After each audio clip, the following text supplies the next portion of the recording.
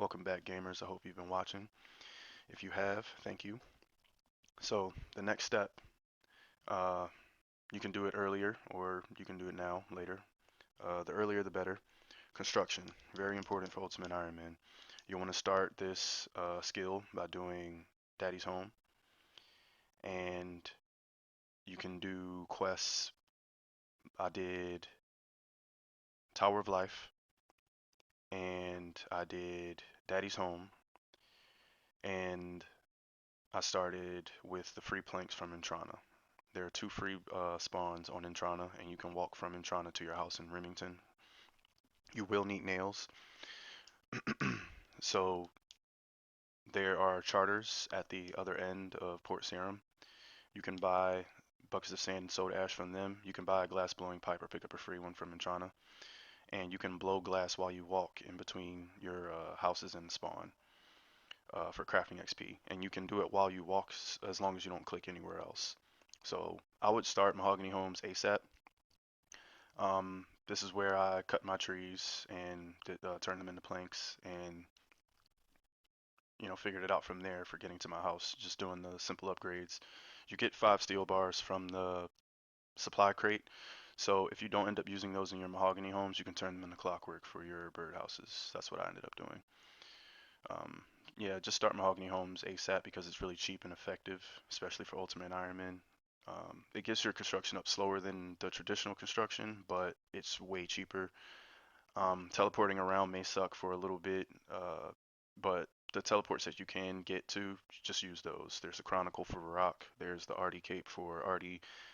Getting the Falador is going to suck, but getting ahead is a good quest to do as soon as you have the levels because it's good XP. And the rest of the quests in the video, I just did those for my levels, for my own personal goals. You can do them. You don't have to do them.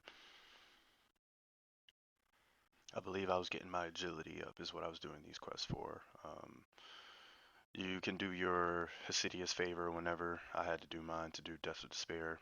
Here I did Death to the Dorgashun for the range levels, uh, the Abyss mini quest, and here I did the Ali Morasane's mini quest. You want to do this so that you don't have to run anywhere else for these runes. You'd have to go to the Mage Bank, not the you'd have to go to either the Mage Bank or the Mage Guild to be able to get these runes. So I suggest doing a rune doku puzzle. It's really not that hard and it's highly beneficial.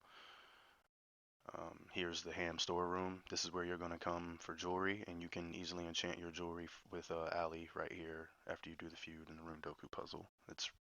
You can decide at any point to go ahead and finish off 49, 50 fire making for Wintertop, whatever. Either way, this is where you'll come to steal a bullseye lantern from a cave goblin, and you put a sapphire in, do Tears of Guthix. You want to get Tears of Guthix in rotation ASAP.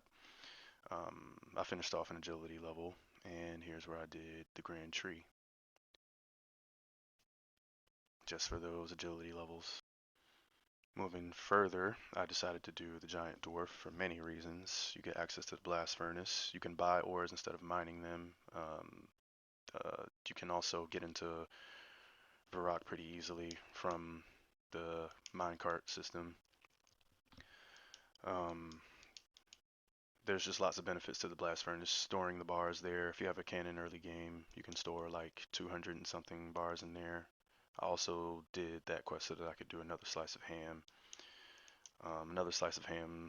For the mining XP. I was doing anything for mining XP, but I was also doing anything for farming XP because I wanted to go to Tithe Farm. So I did the Forgettable Tale of a Drunken Dwarf.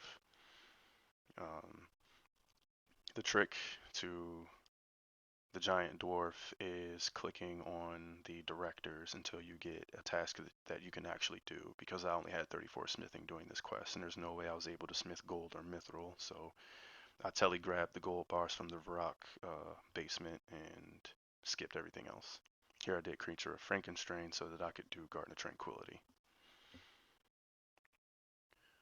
When you finish Garden of Tranquility, you get a bunch of seeds that you should be able to plant, and plant those and do your super compost and all that other good stuff, and you'll have high enough farming to start Tithe Farm soon. I actually did Enlightened Journey after.